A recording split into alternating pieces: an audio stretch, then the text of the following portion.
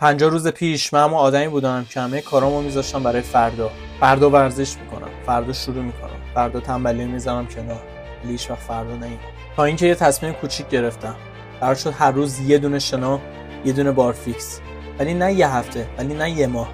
برای 365 روز این چالش رو ادامه بدم. یعنی روز آخر 365 تا شنا و 365 تا بارفیکس. چالش ساده بود، ولی نقطه شروعش ساده بود. روز اول هیچ اتفاق خاصی نیفتاد. نه بدنم تغییر کرد، نه اعتماد به نفسم. فقط یه چیزی زود شروع شد. اونم مسخره شدم. بعضیا گفتن 365 روز عمرن اگه بتونی. ولی قرار نبود من خودمو به بقیه ثابت کنم. قرار بود خودمو به خودم ثابت کنم. و الان 50 روز شده. 1275 تا بارفیکس و 1275 تا شنا. هر روز سخت‌تر ولی واقعی‌تر.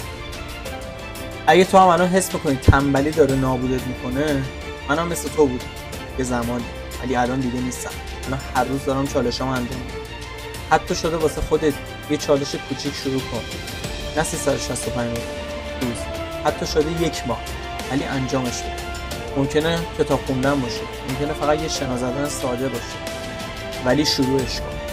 و هر کی هم هر چی هم بهت گفت و مسخرت کرد، جوابشو نده. تو کار خودت انجام بده. و الان این 50 روزه چیزیه که من ساختم. ولی میدونی سخت‌ترین روز من کیه؟ اون روزیه که بعد تو یه روز 365 تا شنا و 365 تا بارفیکس برم. شاید بعضی بگن کاری نداره، ولی استمراری که داره به من نشون میده از روز اول تا روز 365، یعنی حدود یک سال. اگه میخوای این مسیر رو تا روز 365 با من بیای، حتما سابسکرایب